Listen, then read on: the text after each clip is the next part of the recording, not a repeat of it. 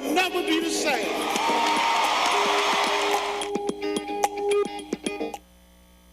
Honorary doctorate. The class of 2017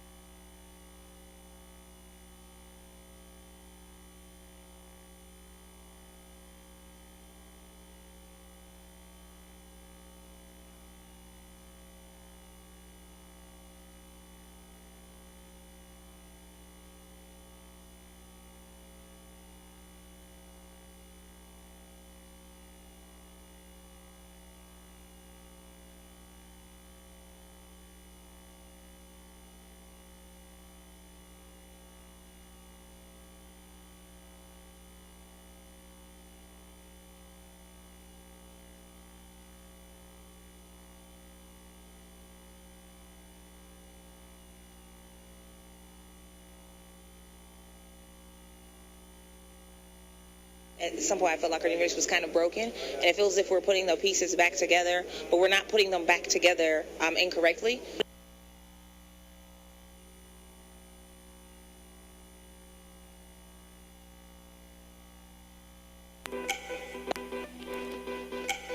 From the capital cities of Vietnam to the historic streets of St. Augustine, Florida, you're always in striking distance of a Florida A&M University Rattler. In Vietnam, FAMU ROTC students learn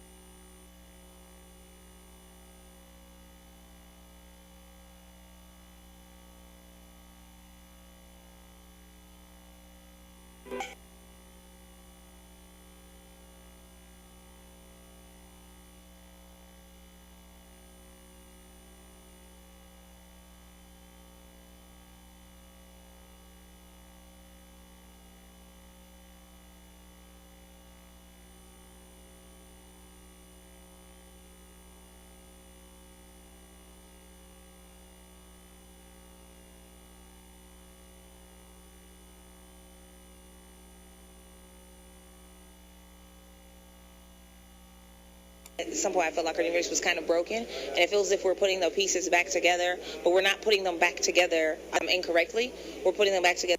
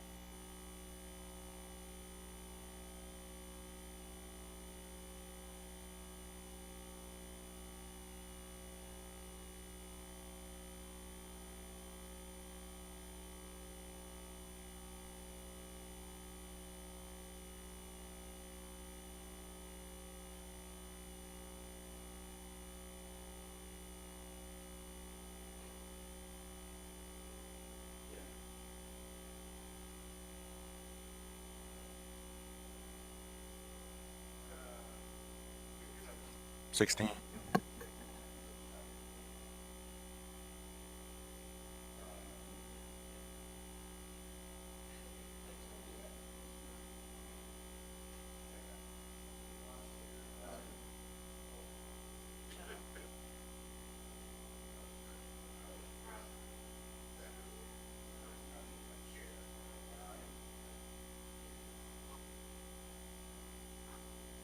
Hey, Ron. How you doing, brother?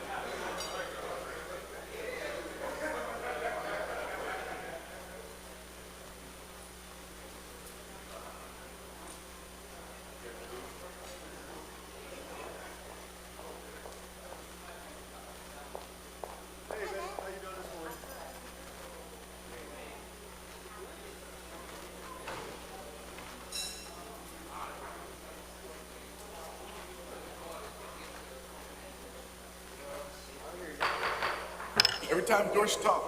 It's right at 9 o'clock. Good to see you. I'm always punctual. Yes.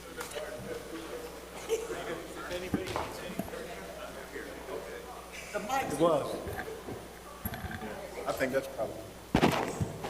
At some point, I felt like our university was kind of broken, and it feels.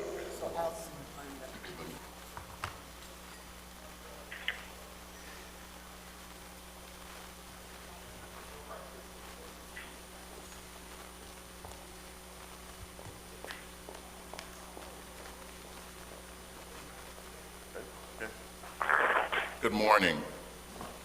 I think we're still having a few people file in. So good morning and welcome to the meeting of the Florida A&M University Board of Trustees. I call this meeting to order. Attorney Barge Miles, would you please call the roll? No. Trustee Carter.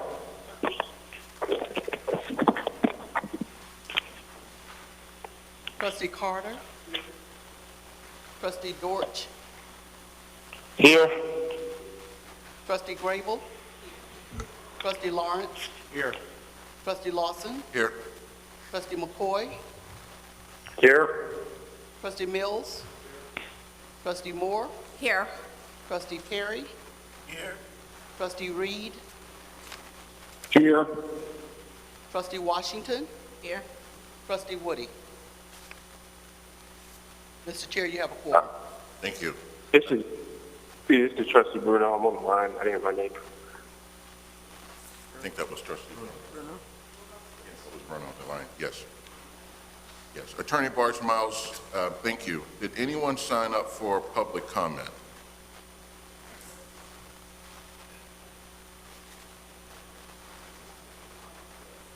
You have, okay. Just to quickly review the rules, each speaker has a 3-minute time limit, and we'll start the clock as you approach the podium. So Attorney Barge Miles, would you call the name of the first public speaker, please? Dale Landry.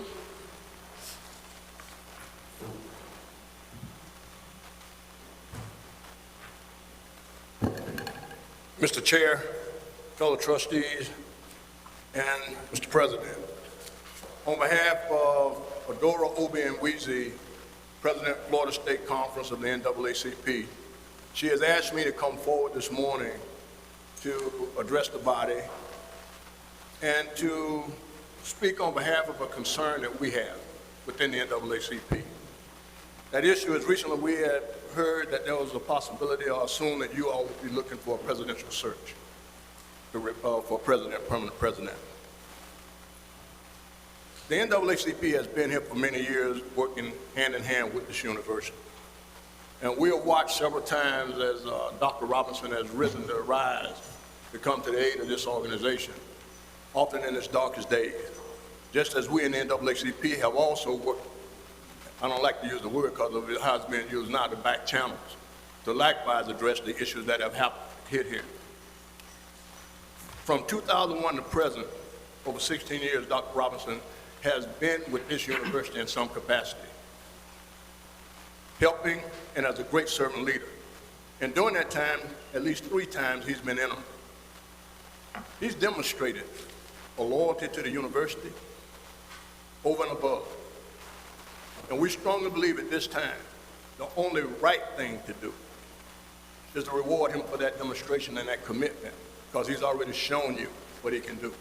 And we strongly believe if we allow him to go ahead and work forward with a plan that he doesn't have to worry about someone coming in behind him, and look at the achievements he made in the past and think about the achievements he could make if he knew he was going to be the president for a period of time. We really believe he could deliver our university to a much greater height. So we will get prepared comments later to come in. But she asked me to come in immediately and put a statement on the record that the Florida State Conference NAACP is calling not for a presidential search, but actually to ask you all to ask him to serve as president. Thank you. Thank you. Next person. Dr. Mary Diallo.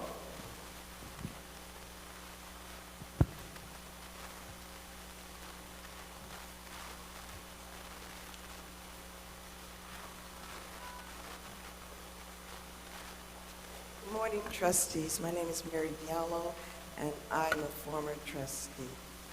While serving on the university-wide tenure and promotion committee, I witnessed blatant disregard for due process, protection of faculty rights, and fair play. The collective bargaining is very clear that if any material is added to a professor's file, that professor should be notified and given 5 days to respond.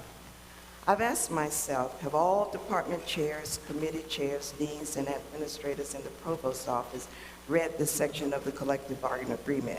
And if they did, why did they violate this provision again and again? In too many cases, files with added material in them were sent to college committees, deans, and university-wide committees. But a copy of this added material was not sent to faculty members. In conjunction with the collective bargaining agreement, the following statement is found on the Tenure and Promotion Administrative Action Form. Quote, in regards to the tenure request, I provided the candidate an opportunity to submit a written response to any information that has been added to the portfolio, and I have included the response in the portfolio. But I have witnessed an utter disregard for this provision. The College of Social Sciences, Arts, and Humanities claims to be the conscience of the university, but in this case, it is really the poster child for the violation of faculty rights that are based on the collective bargaining agreement. On transmittal form after transmittal form, I saw NA in response to this statement. I provided the candidate with an opportunity to submit a response. In conclusion, have we created a culture in this, at this university, department chairs, deans, and top administrators who face no consequences for their actions or incompetence?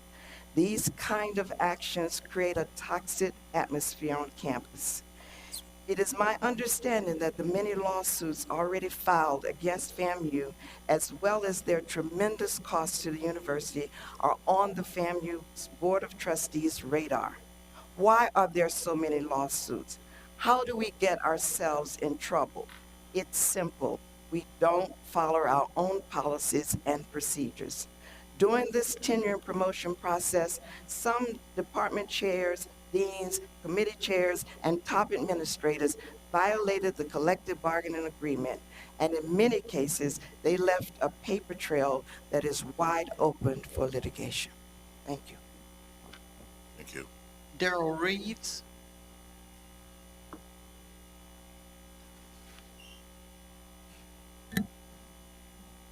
Good morning, Mr. Chairman and Mr. President. Good morning. Over a year ago, the past administration engaged Urban America to review the Brooksville Farm area. In fact, we went down and had full view of the product area, and their request was to develop a solar farm concept. We have done that, and for over a year, we have worked very closely with the officials in Hernando County and the officials of Brooksville. We have partnered with Seminole Power, which is the sole source of power, and the subsidiary Withlacoochee Co-op. We have a product that is before this university for the past few months. We have gone through all the boards. We met with Dr. Leon of the Agriculture Department, Dean Taylor of the Agriculture Department, Dr. Greenpower and her board. We've gone through the evaluation. We have a product that will engage the students of FAMU in the cutting edge technology of tomorrow. It cuts across not only the STEM product lines, but agriculture and architect. These students will have the opportunity to come out of this university and earn high 5-figure and 6-figure salaries. Now, this solar farm will give FAMU the opportunity to boast that it is the largest solar farm on any university in the world. This is a $140 million obligation that we're prepared to execute. The primary concern is the academic well-being of the student body. But there's another component. We are prepared in a revenue sharing process that will generate $80 million for Florida A&M University over the next 20 years. All we're asking for is a lease of 500 acres of the 4,000 acres of the Brooksville farm. And the beauty of it is, after the 20 years, the solar farm will be under total control and the ownership of Florida A&M University. My prayer is that students who've gone through the process will be able to maintain and operate the solar farm on behalf of the university, where the university can get all of the revenue going forward. All we're asking for is the start of a process to negotiate for a lease. And we would ask that this board would assign a trustee or a group of trustees to work with the administration and Urban American Power 52 to make this reality for Florida A&M University. Thank you. Thank you. Derek Wallace.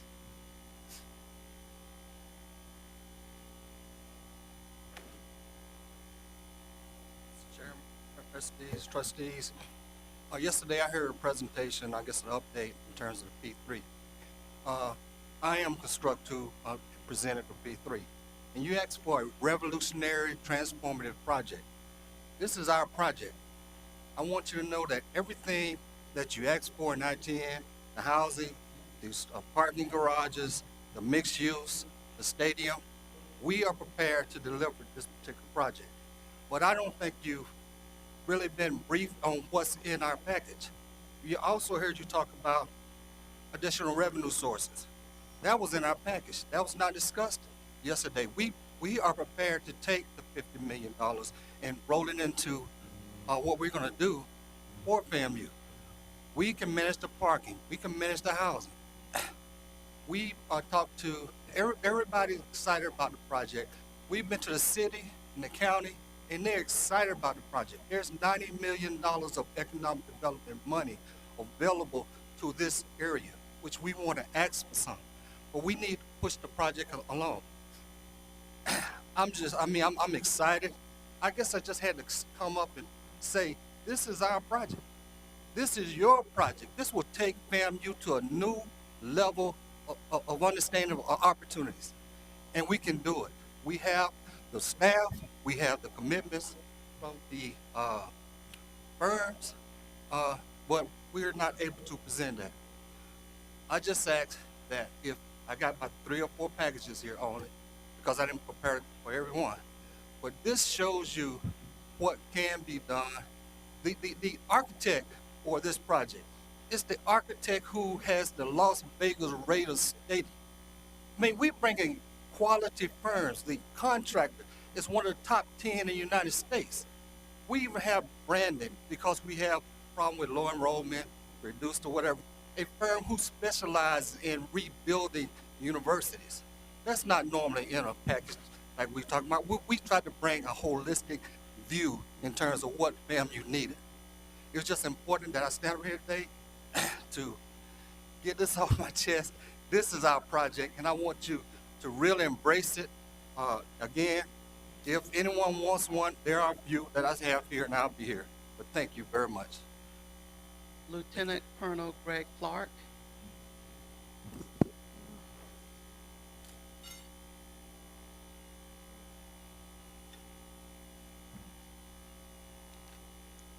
Mr. Chairman, if you allow me, I'm going to say a few things, but I'm waiting on my assistant with the check and a couple other things. But right. What I will say, we'll wait for that. Wait on that. Okay. You give me another time. I'm waiting on her to come in the door now. Okay. Okay. Is there anyone else? Wanda Beck Jones. Dr. Wanda Beck Jones.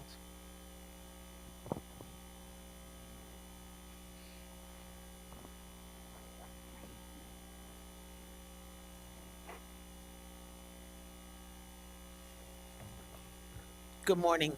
Good morning. Mr. Chairman, board members, administrators, faculty, students, and other friends of FAMU. I am Dr. Wanda Beck Jones. I have served on the faculty at FAMU for 25 years. For the last 9 years, I have served as an assistant professor in the Division of Healthcare Management in the School of Allied Health Sciences. Last year, I was denied tenure by the then provost. I've come to speak today to ask to be made whole, awarded tenure.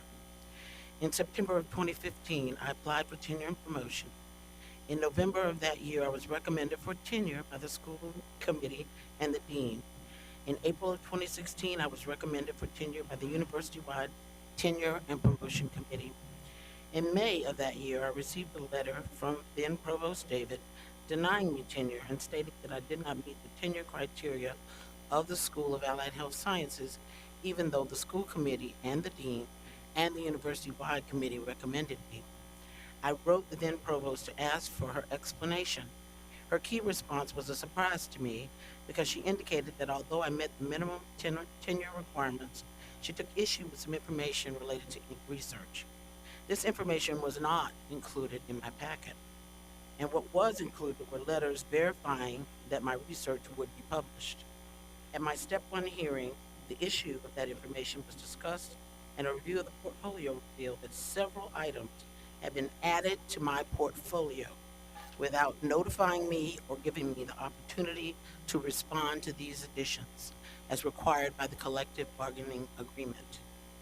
In her decision against me, the Step 1 hearing officer stated that the chair of the school committee, the associate dean, and the dean claimed that the information was included in my portfolio throughout the process. There was a Step 2 hearing and meetings with the dean and the new provost to no avail to me. Mr. Chairman, and all persons present, I'm here to state that I have affidavits from persons involved at each step of the tenure process attesting to the fact that the additional information that the provost took issue with was not present in the portfolio when it was submitted, when it was reviewed by the school committee, and when it was reviewed by the university-wide committee. Only the letters verifying publication were present. Again, I'm asking you to make me whole, since I have proof that my rights were violated under the collective bargaining agreement and that I was therefore fraudulently denied tenure. And I ask you to make a decision soon because I'm on a terminal contract which ends on June 30th. Thank you.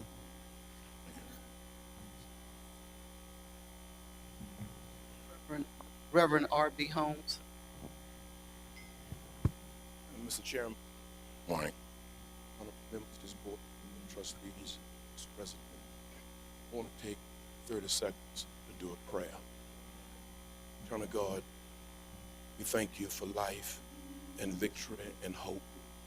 We pray that you continue to bless this administration with excellence, with care. As I speak to this board, I pray that you bless and help me to articulate truth. In your name, Jesus, amen. I stand here with one of my most faithful members. I do have a habit in this community of standing up for people, and especially faithful members who have a right to due process. Dr. Jones' mother is very ill, but she's not here, Dr. Beck. Once upon a time, excellence with caring did matter. Once upon a time, when families served this university with dignity and purpose and made a difference, their legacy did matter.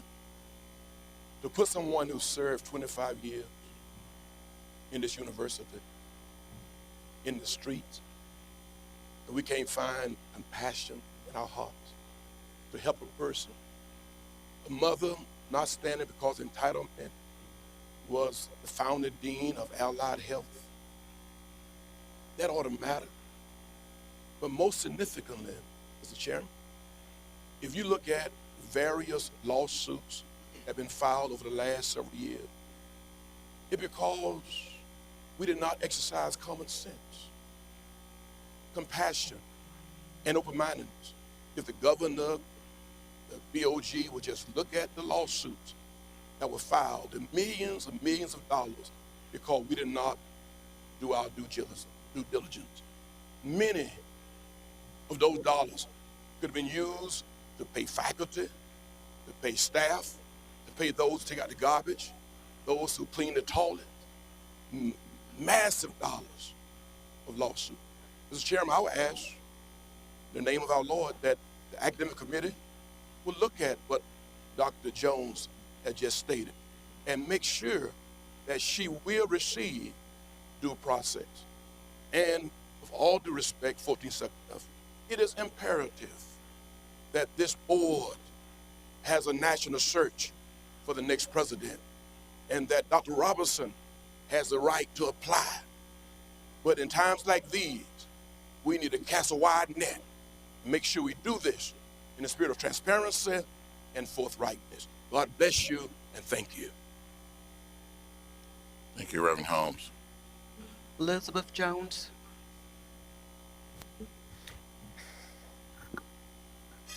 Good morning. Good morning. Members of Good morning. oh, thank you. To the members of the Board of Trustees, faculty, administrators, and friends. My name is Elizabeth Ann Jones, and I'm the daughter of Dr. Wanda Beck Jones and granddaughter of Dr. Jacqueline Beck. My mother has worked in the School of Allied Health Sciences for the past 9 years and has been a faculty member of FAMU since 1991. She has been a mentor and a student advisor in that time. As my mother has stated, she was denied tenure by fraudulent means.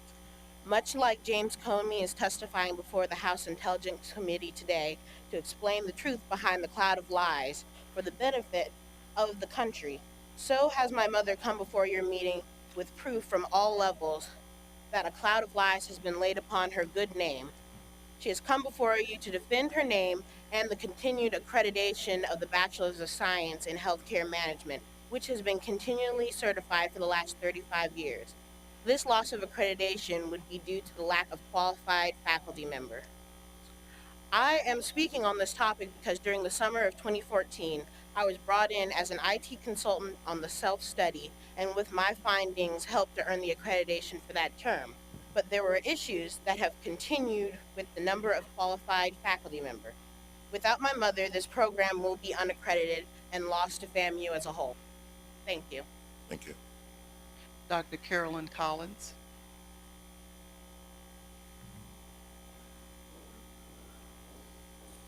I do just want to state one thing before Dr. Jones and Reverend Holmes take their seat. We will make sure that we review yet again the case, this situation that you brought forward, Dr. Beck Jones, to make sure that based on your based on what you asserted, that we make sure we understand and know all the facts before a final decision is rendered. And I know Provost Wright would be comfortable with that. And we just want to make sure that we've done our due diligence as well as maintain integrity and respect of the tenure track process. So we will conduct another review just to be sure that we have all of our facts in place relative to what you've asserted. So thank you for coming forward this morning. If you wouldn't mind, if you could forward all the information to Provost Wright, because again, I want to make sure we maintain the integrity of the process that's in place for reviewing tenure track professorship. Thank you. Yes, ma'am. Dr. Collins. Morning. Morning. Thank you for the opportunity. To our honorable trustees, hardworking trustees, a very inspiring university president, and of course to my most energetic and productive National Alumni President, Mr. Greg Koch. I deem it a privilege to be able to just stand before you as one of the DSOs, or shall I say as the oldest DSO representative from the university, the National Alumni Association, and the Chair of Government Relations. I want to thank each and every one of you for your support of the National Alumni Association, particularly for FAMU Day at the Capitol. It's a great event, and we could not have done it without you. I have a couple of concerns, and I want to mention them. As an official representative of the National Alumni Association on the Board of Trustees, we don't have one. That's right. That's the state law. We spoke to the governor, both past governors, about it. That's a concern, and I appreciate the support you yield to our president in being inclusive. The greater appreciation, we're looking for it, for collaboration with the National Alumni Association. I want to jump over everything because I don't want my time to give out on me. An understanding of who we are and how we assist the university as its arms in the fundraising arena. We try to do that very well. We're not the body, we're the arms. And with Senate Bill 374, if it's correct, if it goes through, we have quite a bit of work to do to make sure that we are well positioned to handle that. And finally, I would just like to say that it is time that we move forward with the most qualified presidents available. We also need to look at what's cost effective and what's efficient in time for the best candidate. We need to pursue stability and progress for FAMU leadership. We need to really be prepared, which our current interim president has done for us with the SACS accreditation. But more than anything else, I am concerned as a graduate and supporter of this university that I know this board needs to take its time to avoid any kind of sense of just moving fast. But I want to remind everyone to take a look at Florida Board of Governors Policy 1.002, 1, A, B, C, D, 2, and 3, and particularly C8.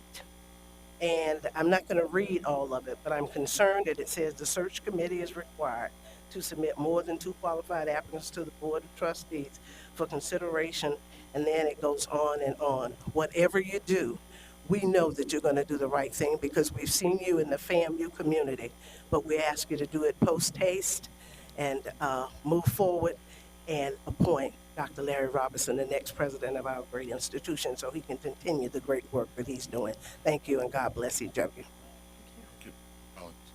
Patty Alexander. Good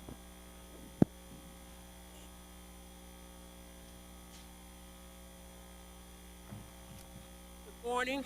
Morning. Board of Trustees and our family. I'm the shy one, but I would just like to, I forgot, I'm also Mrs. Emmett Alexander. I'd just like to say a word regarding our top man and our top candidate. And if in your search, if you have to supply some names, I'm suggesting, I believe some would be 2 or 3, but our top candidate is Dr. Larry Robinson. We commend him on what he has done in the short time he was here. And as a member of the Diamondback Alumni Association and as a member of your new Boosters Association, he has our full support. Thank you. Thank you. Okay, well, we'll invite Lieutenant Colonel Greg Clark back to the podium with the check. Where's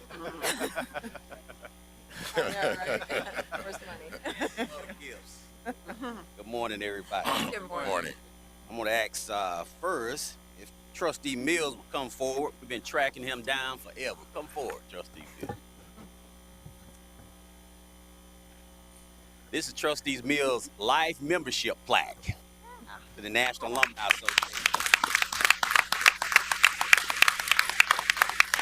And I'll quickly read. Florida A&M University National Alumni Association recognizes Harold F. Mills as a life member since 2016, a distinction reserved for those whose outstanding generosity perpetuates programs of academic excellence. Thank you so much for becoming a life member. We finally got you. So much. Very good.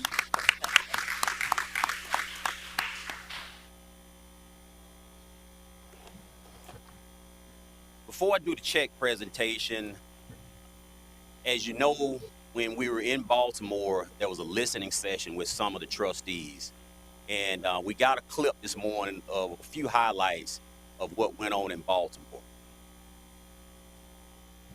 At some point, I felt like our university was kind of broken, and it feels as if we're putting the pieces back together, but we're not putting them back together incorrectly. We're putting them back together tediously and in the way that it should be, with the right person at the helm. The Board of Trustees asked the gathered alums what they felt was needed for the next president. They got a lot of feedback, a lot of support for the interim president, Dr. Robinson, but in spite of that, people expressed their concerns about having a president that was visionary, that was a leader, that would hear the students, hear the faculty, hear the alums, that moved FAMU forward. Most of us have extremely pleasant memories of the past, and we want FAMU to be that not just the #1 HBCU, but a college and university of destination for students all over the country. And I think if we get this right, with the engagement of the alums, we'll be headed back in that direction. One thing I thought, never ask a rattler what's on their mind if you're not prepared to hear it. Everyone was respectful, but there was definitely no question as to whether or not there was support for Dr. Robinson. It was just very interesting to see various alumni members give their opinion and their testimony about the new presidential search.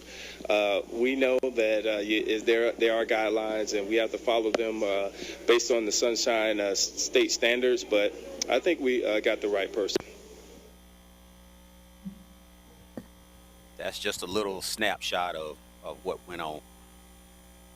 I'm going to give you a letter. I'm going to read this real quickly, and I'm going to have this passed out to you. Greetings, Chairman Lawson and FAMU trustees. This correspondence is an update for you on several actions taken by the leadership of the Florida A&M University National Alumni Association. On the evening of May 17, 2017, the FAMU National Alumni Association Executive Board rendered a vote of confidence in support of Dr. Larry Robinson, his vision, leadership, and the progress he has made in righting the ship at our historic institution. Then on Friday, May the 26th, at the FAMU National Alumni Association Convention in Baltimore, the general body of the FAMU National Alumni Association concurred with the sentiments of the alumni at a town hall meeting at the Baltimore Hilton.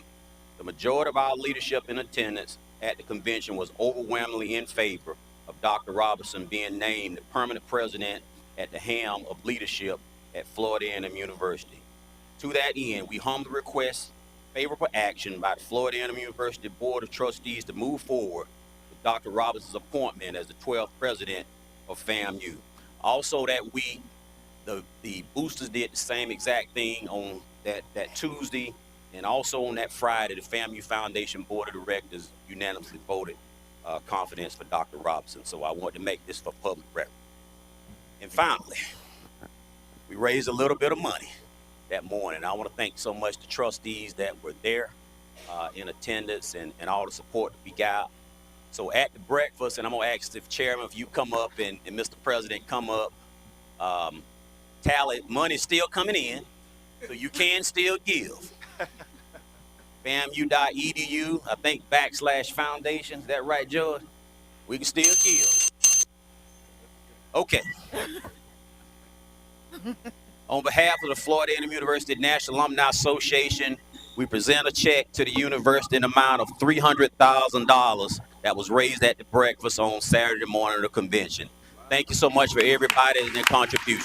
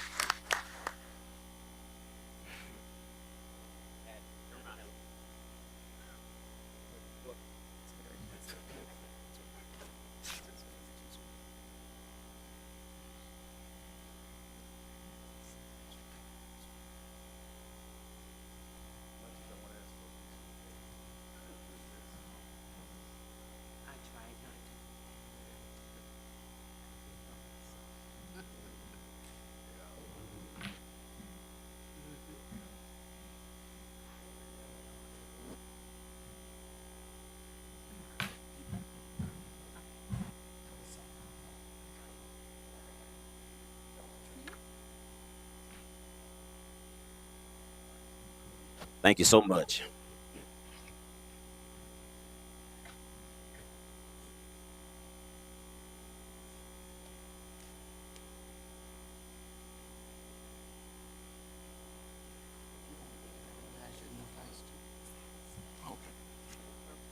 Okay, well, good morning again. We're going to get back to our agenda, and I think all of you would understand why we took a little extra time with Lieutenant Colonel Clark. It's always good to get that type of money early in the morning, so please bear with us.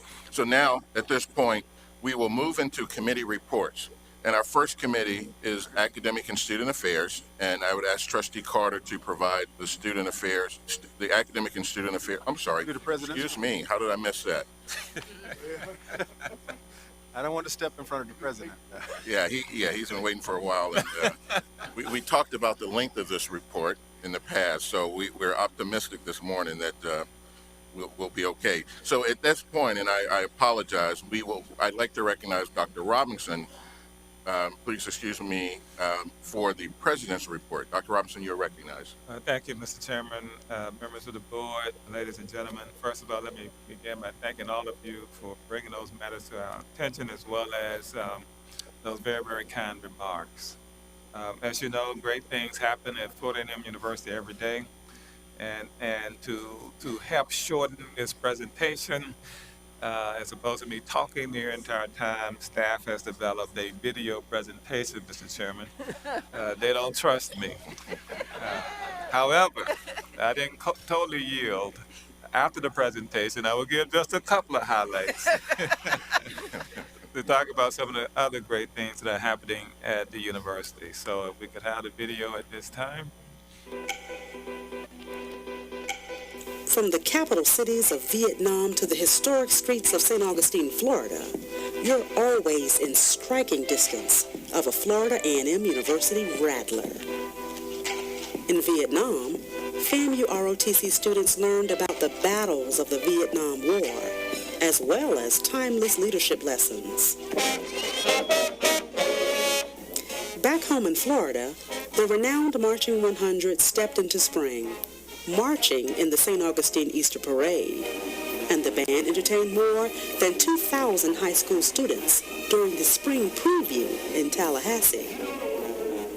President Robinson was on hand, along with many volunteers who informed students, parents, and guests about academic programs, housing, and much more.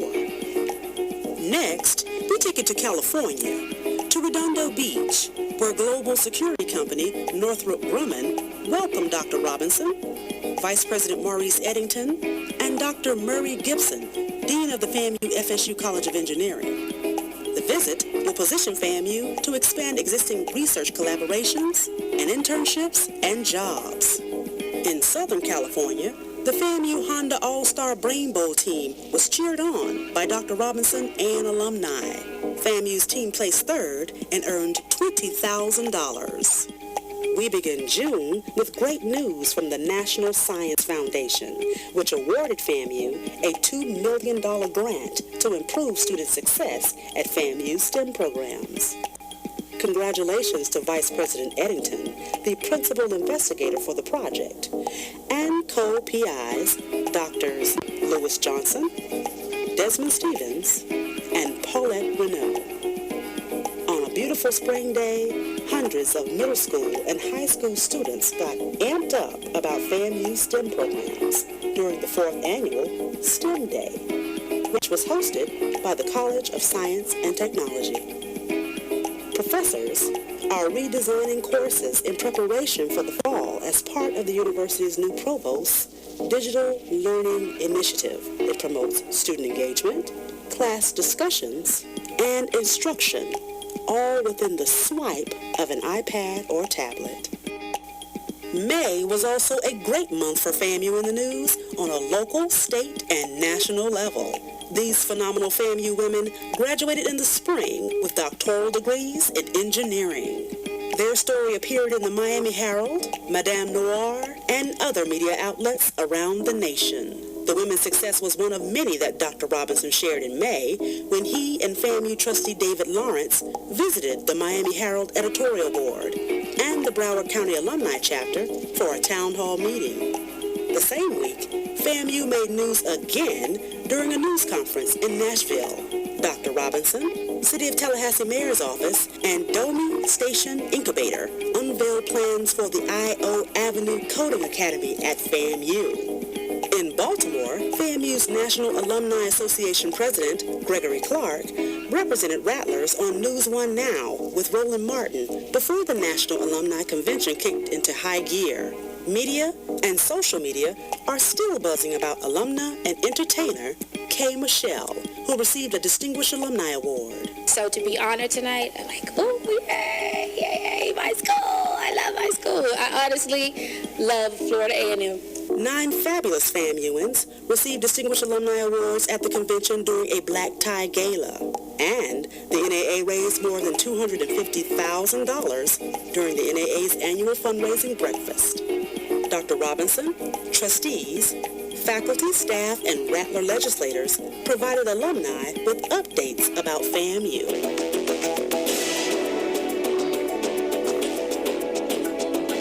We have breaking news about athletics. This month, FAMU's Women's Athletic Program received the Mid-Eastern Athletic Conference's Mary McLeod Bethune Women's All Sports Award and a $20,000 check. We also congratulate FAMU's men's tennis team for winning the MEAC Championship. Athletics also received a 6-figure check in March. Bethel Missionary Baptist Church pastor, Reverend Dr. R.B. Holmes, and the Legacy Committee hosted the Legacy Banquet fundraiser to support repairs to Bragg Memorial Stadium.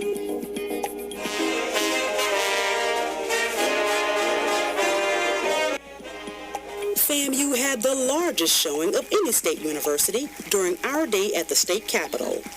Dr. Robinson, lobbyist Barbara Cohen Pippin, alumni and FAMU supporters discussed FAMU's legislative priorities and connected with lawmakers. And months of teamwork that included support from First Lady Sharon Robinson and FAMU trustees paid off.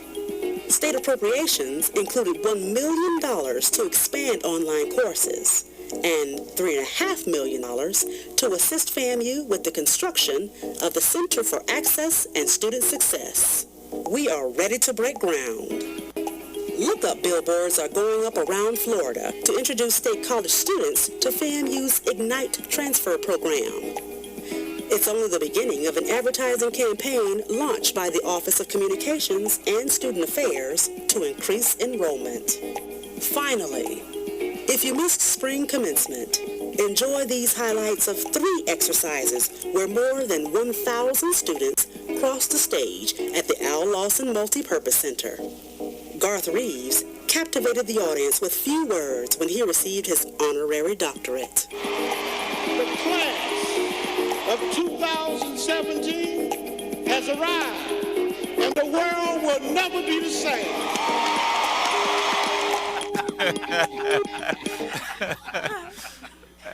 I think, although it wasn't pictured there, but I think we know who that person was.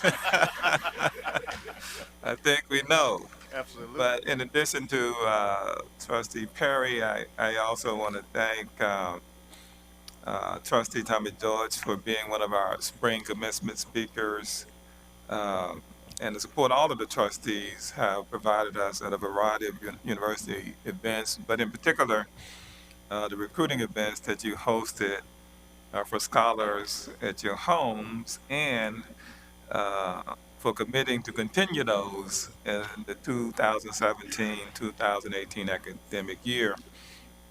As a result of that, the incoming class of scholars at the university has the highest GPAs and SAT and ACT scores that we've seen at the university in 15 years. So thank you very much. It's making a difference.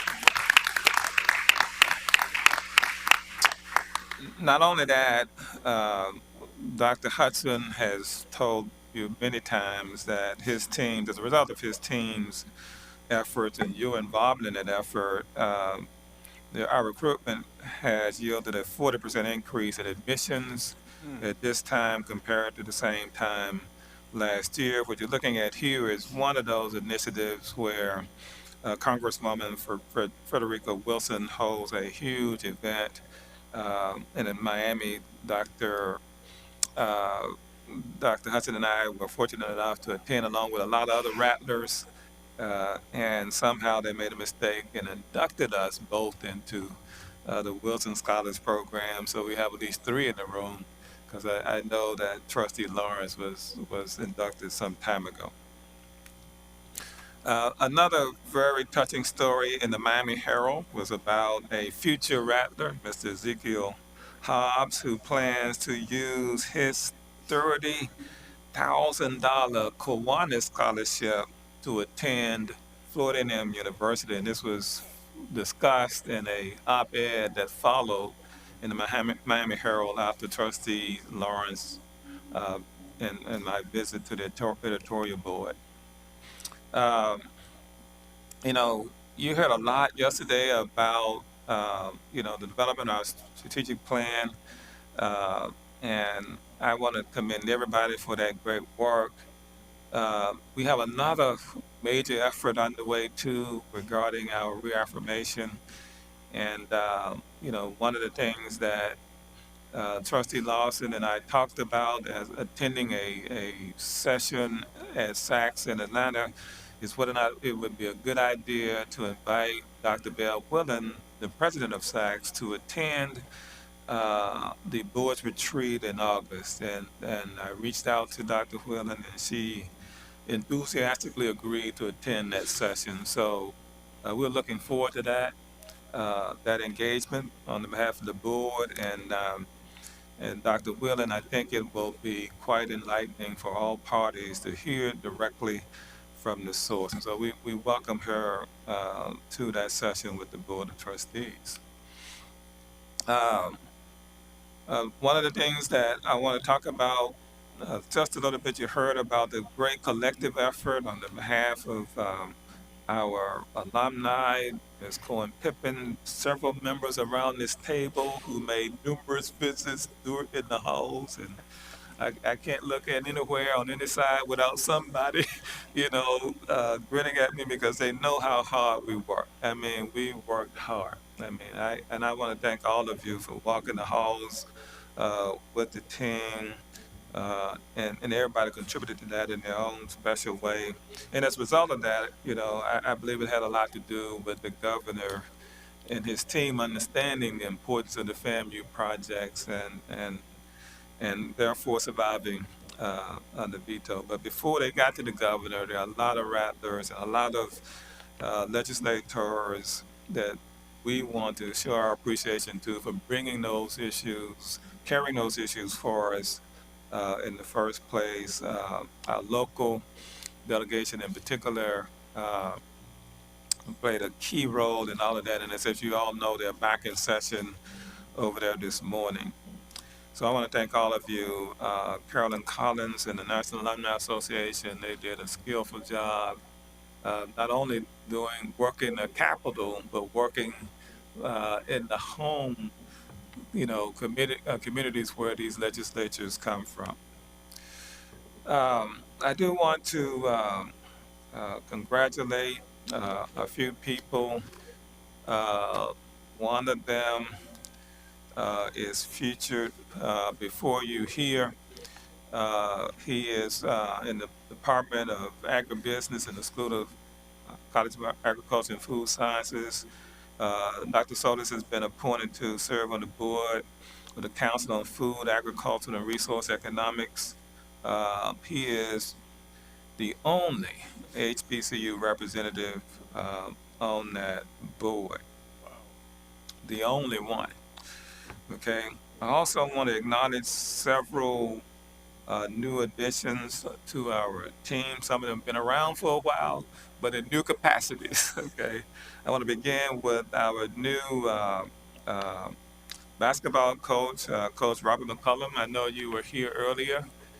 Thank you, sir, for joining us this morning.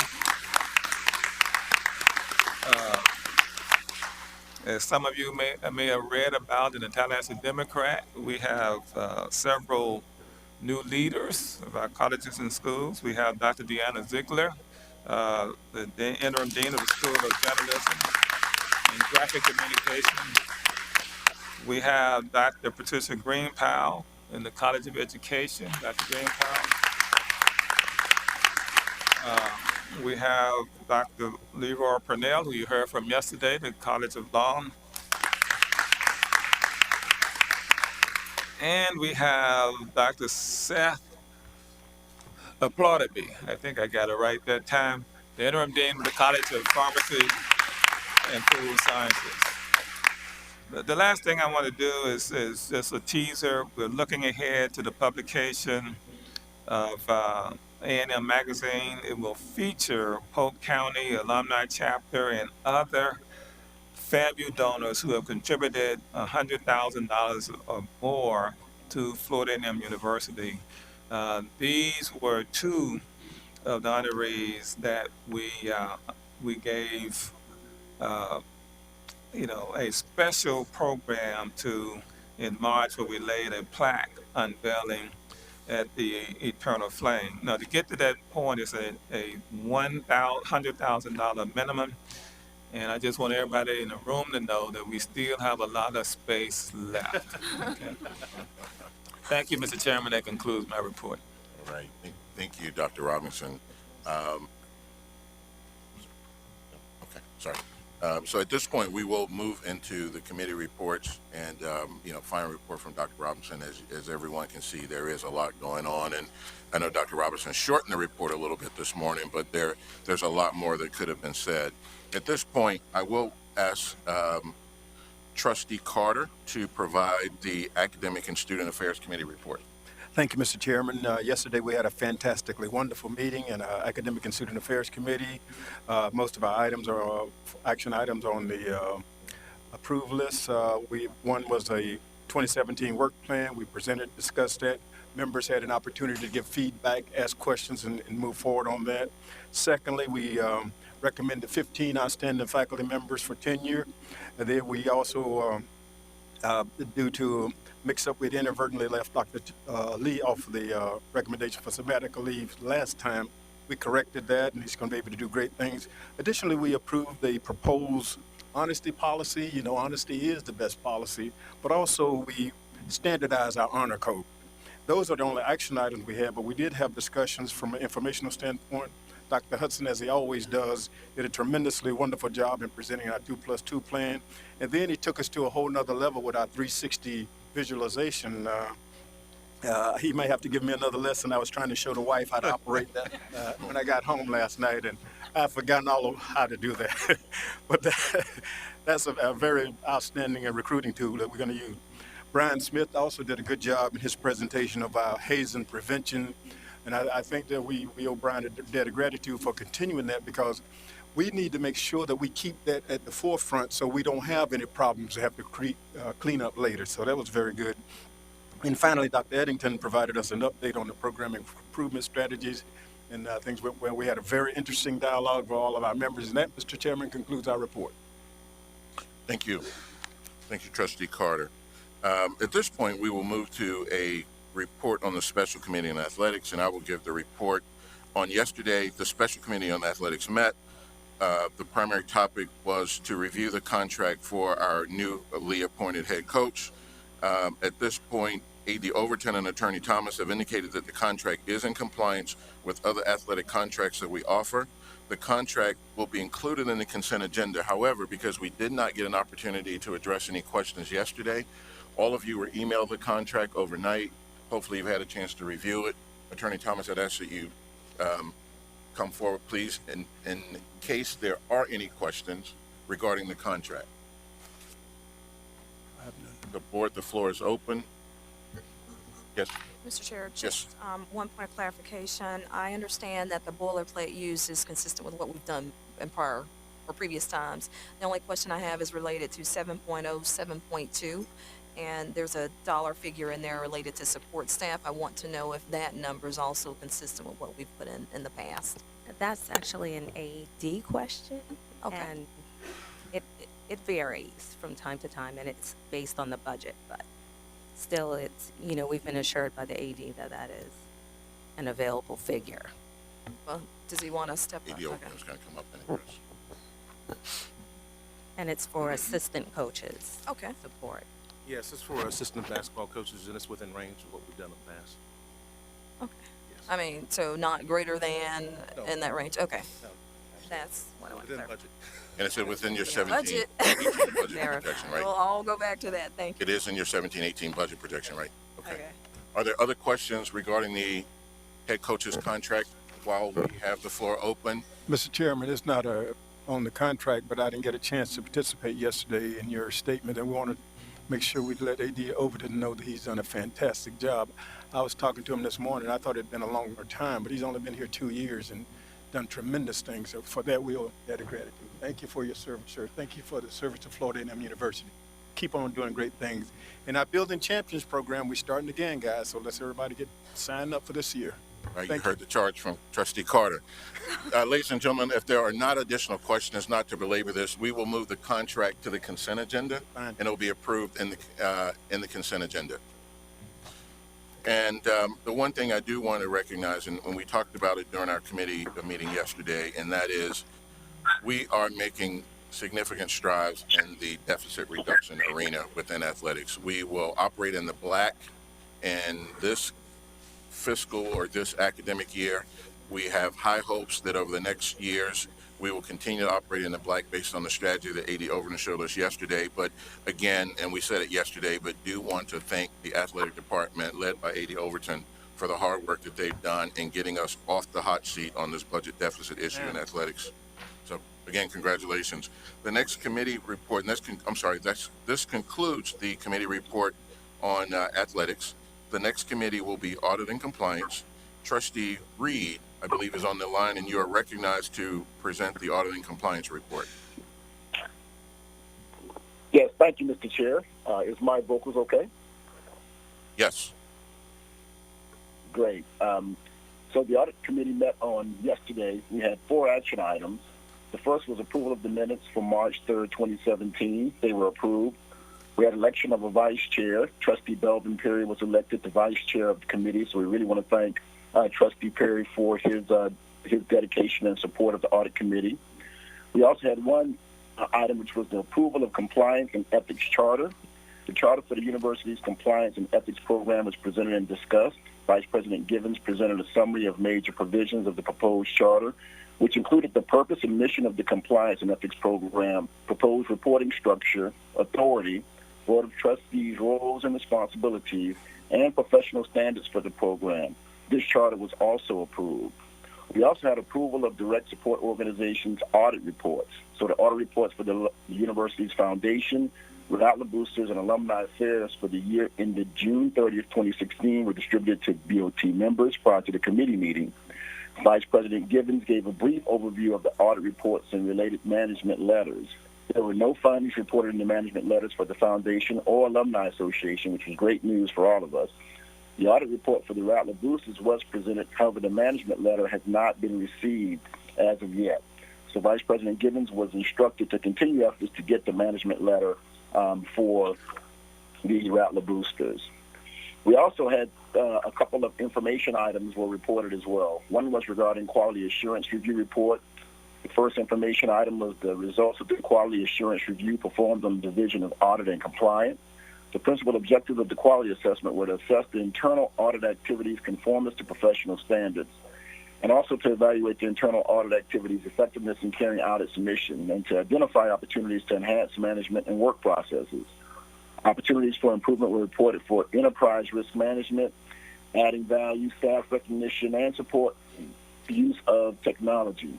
Performance reporting, linking risk assessment with the strategic plan, implementation of the automated project time management system, and changes to the division's operating manual. It was determined a workshop regarding these items to address some of the issues were noted in the report. So we'll get that scheduled for the organization. We also had an update on external audit of the Rattler Boosters, which has been an item that we've been working on over the last several months. So as everyone knows, the firm of Ernst & Young has been hired to perform an audit of the Rattler Boosters. However, progress has been delayed as we've had organizational changes and transitions within the boosters to new leadership, and also getting the administrative staff in line to help support the work that needed to be done. So bank statements have been received, and records in the boosters' office are being reviewed to determine whether information needed to complete the audit are available. So it was decided that if records needed to be completed and the audits are not provided, then appropriate actions should be taken. But I think we feel pretty confident that we're getting some progress now related to this work, and we'll continue to keep everybody apprised of these actions as they continue. We also had a follow-up of audit findings. So the status of the Division of Audit and Compliance's project for follow-up of audit findings was presented. An overview of the implementation of corrective action plans was presented, and there were 6 audit findings for which corrective actions had not been implemented by the proposed date of implementation, and 4 audit findings for which corrective actions had been implemented by the due date.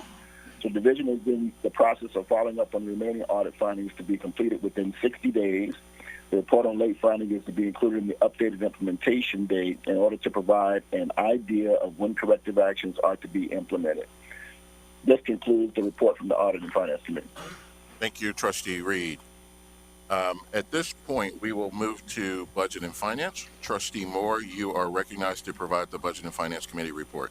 Thank you, Mr. Chair. The Budget and Finance and Facilities Committee met on June 7th. The June meeting agenda included 2 consent items, 5 action items, which included election of the Vice Chair, Trustee Mills, approval of the 2017-18 preliminary budget, approval of amendments to Regulation 3.017, the capital improvement plan, and finally the Palmetto Street easement. Additionally, there were 4 information items. We closed out the meeting with determining action items that were identified for future closeout. They included a complete list of projects for capital improvement for the next 2 to 5 years, regardless of funding. And the next items involved P3 and taking into account what we've accumulated in terms of knowledge and speaking with different resources, whether it be other SUS partners or the different stakeholders relative to consultants and others. Mr. Chair, this concludes the June 7, 2017 meeting report of the Budget, Finance, and Facilities Committee. Thank you, Trustee Moore, for your report and update. At this point, we will move to our DSO committee report, and at this point, I believe Trustee Lawrence is presenting on behalf of Chair Dortch. Thank you, Mr. Chairman. In the form of headlines, we already had some from Lieutenant Colonel Clark, and the good news about $300,000 in contributions and a very good meeting. We also heard yesterday from Vice President Cotton. Thus far, as of 2 days ago, we're at $7.4 million in cash and pledges. That compares to $5.7 million in the same period last year. Average gift amount this year is $2,070 compared to $1,365. Vice President Cotton also spoke about a forthcoming fundraising campaign. We had envisioned and talked about a $100 million capital campaign. Questions arose about that in Vice President Cotton's mind and staff, and proposed, for lack of enough resources at this point, to do a targeted appeal of $40 million over the next 3 years, and then revisit a formal capital campaign. There was a lot of board discussion. I think the consensus was that that's not assertive, not aggressive enough for what we need to do and what the opportunity is to fulfill the Major League brand we have. And so, instructed by Chairman Lawson, between now and our August board retreat, Vice President Cotton and staff will meet with Chairman Lawson and President Robinson. He will work on a short and long-term strategy. Needs to have a target amount attached to it. Each of the trustees of the board need to be interviewed, and that plan would be presented this August. That concludes our report, Mr. Chairman. Thank you, Trustee Lawrence. At this point, we will move into a report from the Governors Committee. Trustee McCoy, you are now recognized to provide the Governor's update. Thank you, Mr. Chairman. To you, Mr. Chair, President Robinson, and my colleagues on the Board of Trustees, first, it's my regret that I'm unable to join you around the table this morning, but I will cover by phone the excellent work and progress by the Governors Committee and supporting staff. The Governors Committee met yesterday and has one action item which is included on the consent agenda. First, I'd like to report that the committee selected Trustee Mills as the vice chair of the Governors Committee. Next, Trustee Moore updated us on her involvement with the Board of Governors Presidential Delegation Work Group, which included chairs and vice chairs of the State University System Board of Trustees. Attorney Thomas then reviewed suggested revisions to the Presidential Delegation of Authority, which includes suggested changes supported by the Board of Governors, and FAMU's Presidential Authority, Delegation Authority is included in FAMU Regulation 1.021, Authority of the President.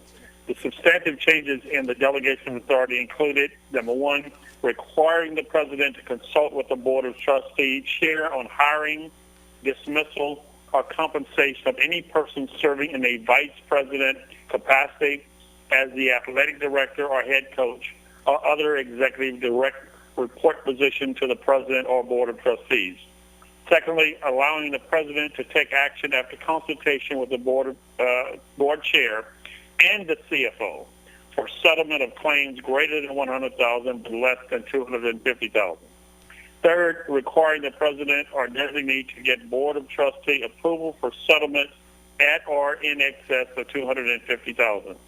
And finally, four, adding language to state that all settlements shall be consistent with Florida statutes. Attorney Thomas explained that the other changes included a full reorganization of the regulation, aligning it with the Board of Governor regulation and including current powers that were located in other policies, regulations, and laws. Approval of the Presidential Delegation of Authority with noted changes was moved by Trustee Moore and second by Trustee Perry, and the motion carried. The committee also agreed to perform a review of the Presidential Authority biannually. That requirement will be included in the committee's annual action plan matrix. It was moved for approval by Trustee Moore, second by Trustee Perry, and the motion carried. Our final item was to update the boards on the board's performance survey. I shared that we still have some trustees that have not completed the survey, and we will be prepared. First of all, we ask all board members to please complete the survey as quickly as possible, and we will be prepared to provide the final report at our retreat in August. Mr. Chair, members of the board, this completes my report. Thank you, Trustee McCoy, for a thorough report. Next, we have the Special Committee on the College of Law. I recognize Trustee Perry to provide an update. Thank you, Mr. Chair. The Special Committee on the School of Law met yesterday. Our first item of business was to go over the scope of our review. Based upon the input that we received from trustees and the administration, we will review and be kept abreast of the following items.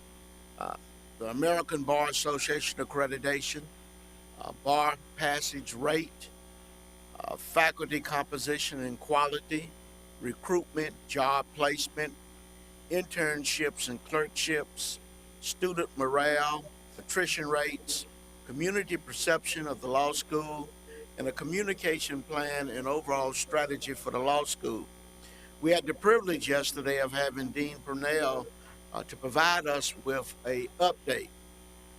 One of the things that Dean Purnell emphasized yesterday is that the FAMU College of Law is fully accredited.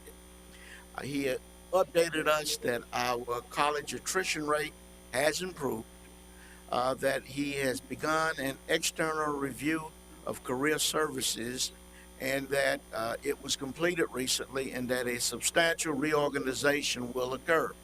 That was one of the items that Trustee Justin Bruno had raised, was dealing with career services when our law students graduate in terms of the job market.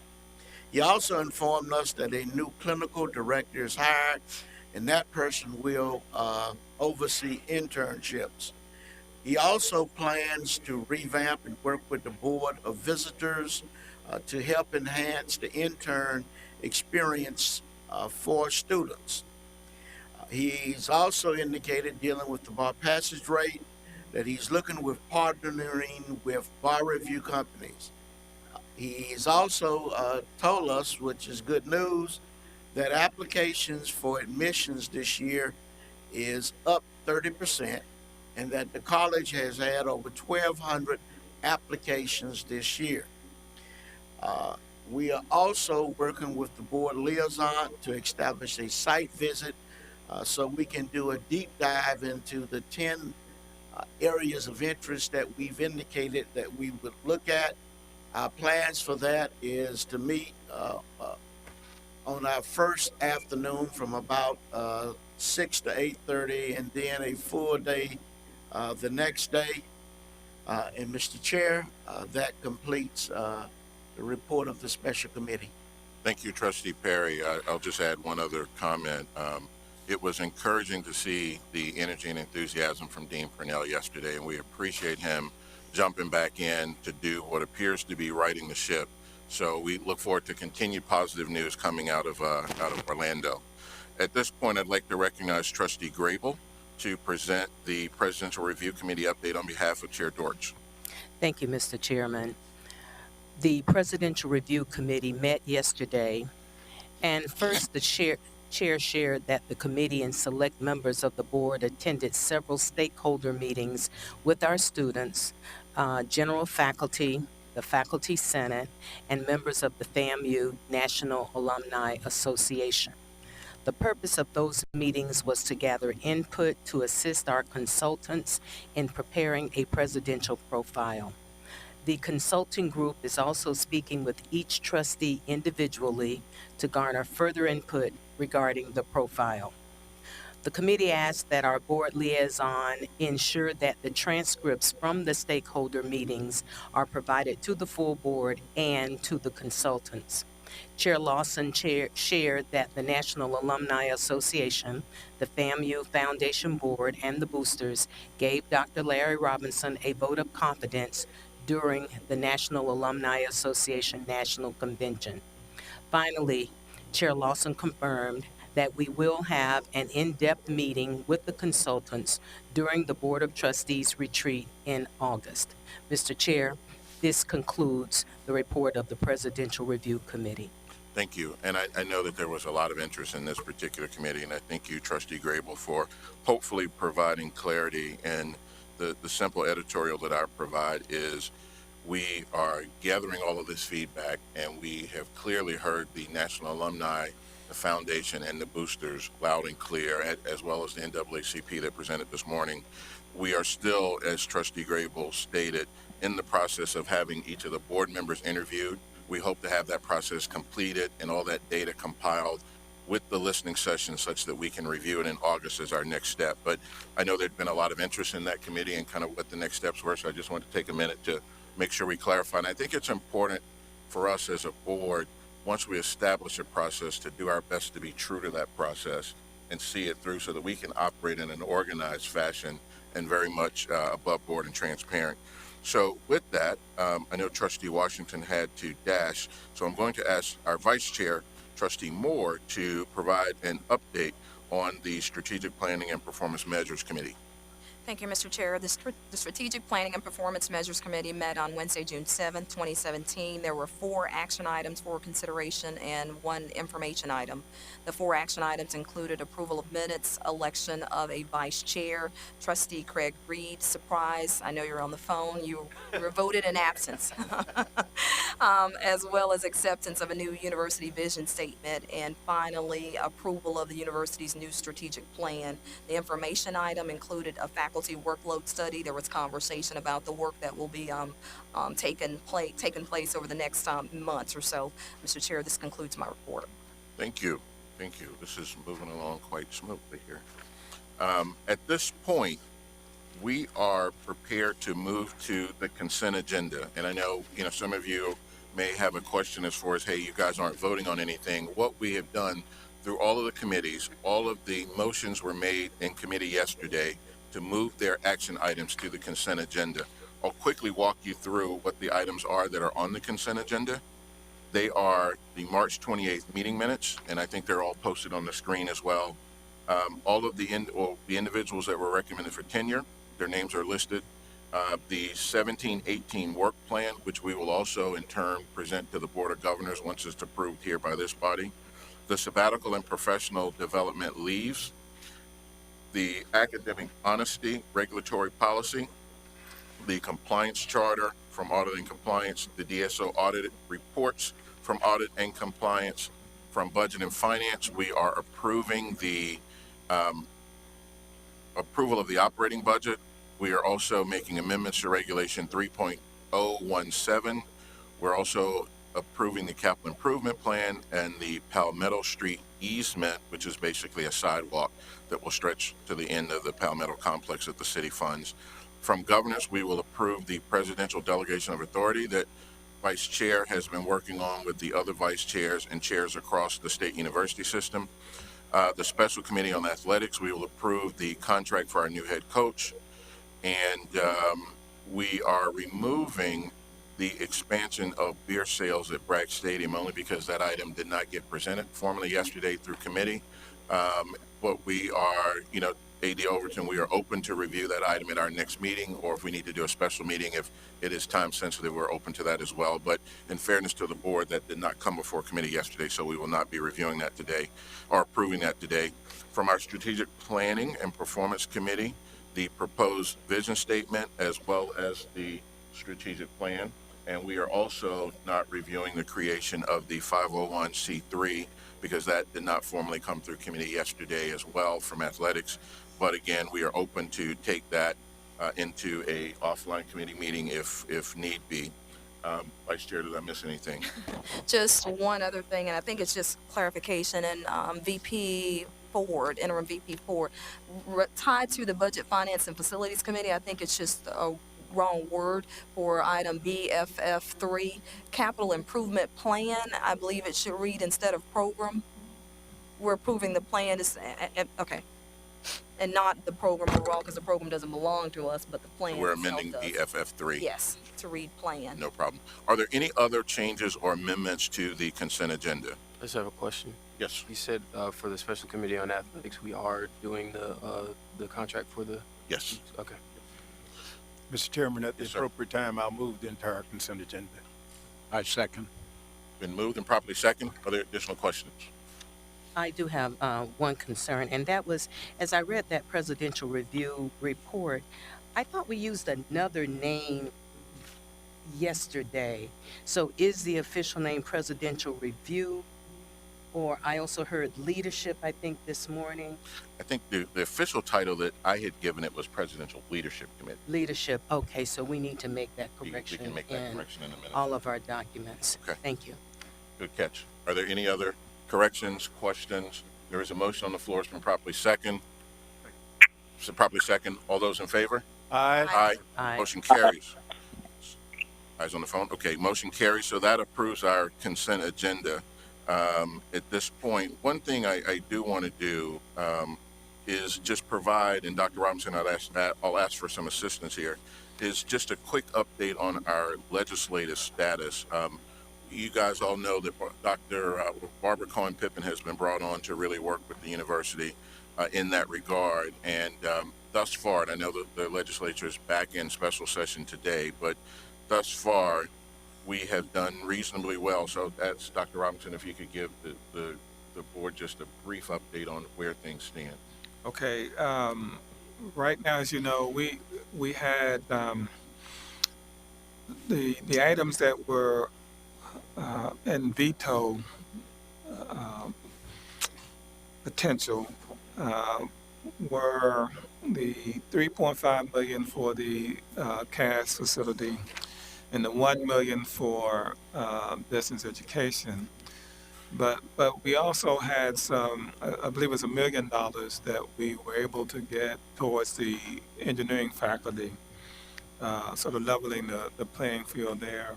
That's also over there. And then, as you heard from in the budget committee discussion yesterday, there are two other pots of money designed to promote, and retain, recruit faculty, and then another, I think that's 1.7 million, and then a 1.9 million that's designed to have specific graduate programs, including law, business, and STEM, right? And pharmacy. And so all of those are pending, the final outcome of what was originally House Bill 374. Right now, Mr. Chairman and members of the board, the in the special session, there is a discussion now on medical marijuana, and there is a potential benefit to FAMU there in the sense that we would want to be engaged in research associated with medical marijuana and the potential positive uses of it for a variety of things. And, that bill will, we'll hear something about soon. I just got an update on that this morning from, from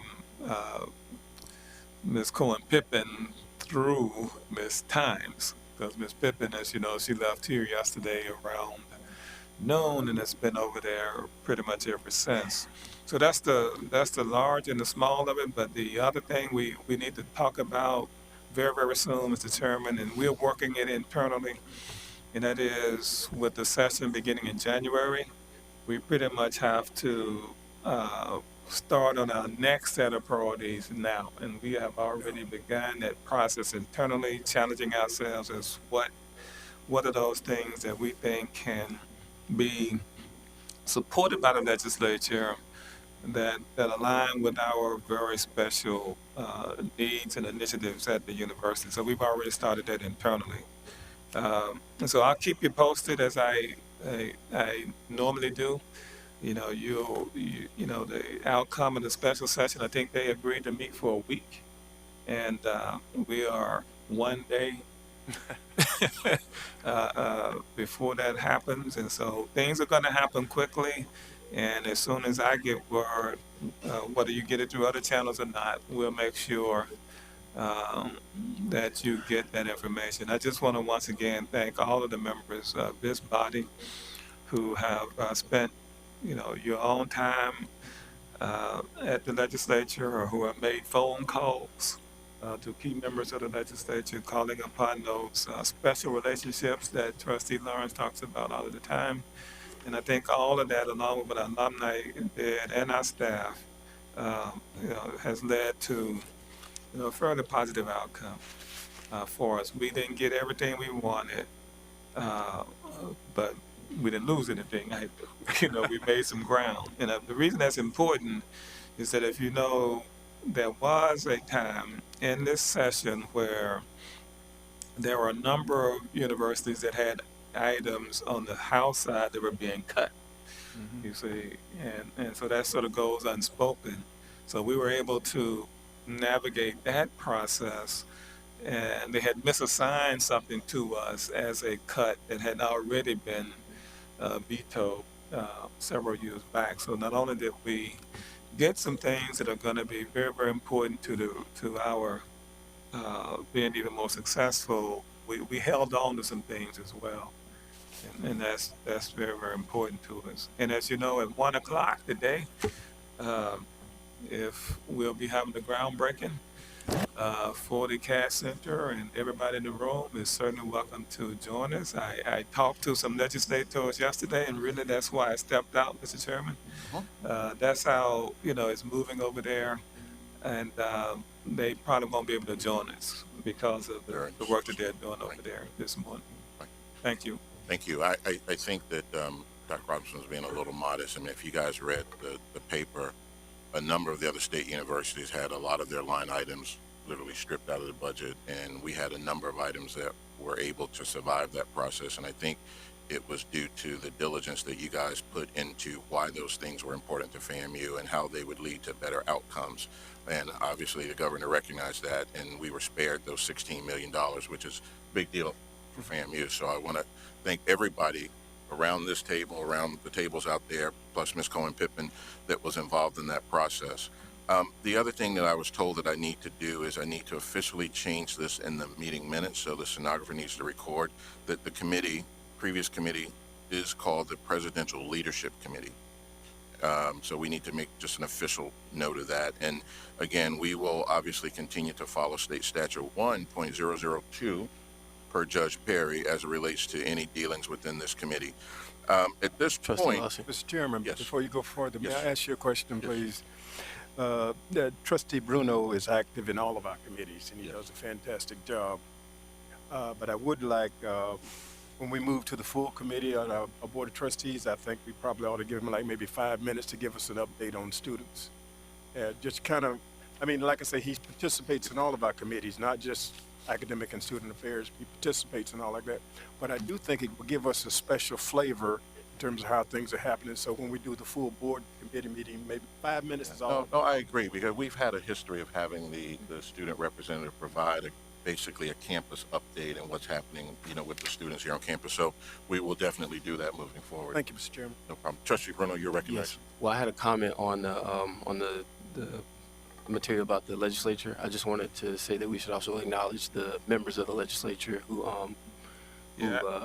advocated for our pieces. So you're absolutely right, and I did this in Baltimore, and I didn't do it here, and I should.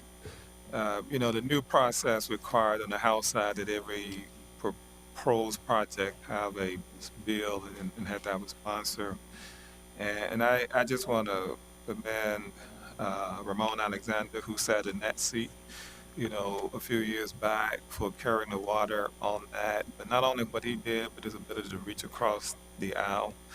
I want to thank Senator Mumford, here on the Senate side, who did the same for us. In fact, that's who I went out to talk with yesterday, because he needed to know where we were on some of these things. But overall, the support we got from legislators, the Black Caucus and others was just tremendous. We invited them to join us for dinner. It wasn't bribery, but that peach cobbler does magic, right? So we're going to continue to try that in the future. But thank you, Trustee Bruno, for allowing me to correct that omission. Yes, Trustee Bruno. One last point. I think it's interesting. I appreciate you bringing that up. I did have just kind of like an update on something that I'm working on with some students. Just a quick, sure, if I may. Some of the band students, the marching band students, the student leaders in the band approached me about a policy consideration that they were looking at. They were actually looking for an additional year of eligibility in the band, because currently there's a maximum of 4 years that they can participate. And so when they came to me, my first thought was, okay, we don't want to create an issue or a conflict or a liability for the university. And there was a reason that maximum was put there, because of the incident that we had recently. But once they explained to me the implications and the fact that they could possibly participate longer if they're deserving and it is reasonably and fully justified, then I thought it would be necessary for us to look at possibly going into considerations of making that change. So I'm looking forward to working with the leadership and administration at the university to see if we can make something like that happen by the end of the summer, as soon as possible. So I just wanted to let you know, and I thought it was very fitting that we should. I should give you guys an update of what's going on the student side, so you guys can stay in the loop. Absolutely. Yep.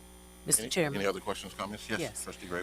I'd like to add that I support what Trustee read your name, Carter. I'm sorry. They say that's the first thing to go. Yeah, and I admit to it. I think Trustee Bruno has been a great addition to the board, and his insight into student concerns. I'd also like to add that whenever appropriate, I'd like to request that the faculty also, as their representative, I get a chance to share some of their concerns as well. We had done that in the past, as you indicated, so I'd like to be included on that in terms of the faculty. Thank you, Mr. Chair. Yes, Trustee Grable, we have made note of that. And you've also been instrumental in driving the workload study for the faculty as well. So are there any other questions, issues, concerns to come before the board? If not, I just want to remind everyone that at 1 p.m., we will have the groundbreaking ceremony for the CAS building. that is located adjacent to Gaither Gym, so all are invited, weather permitting. So please make an attempt to show up.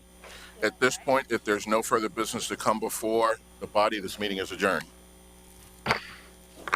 Excellent. What? I told you. Now, this is new territory. Now what do we do? Now what do we do? Everybody, you know what we do. Let's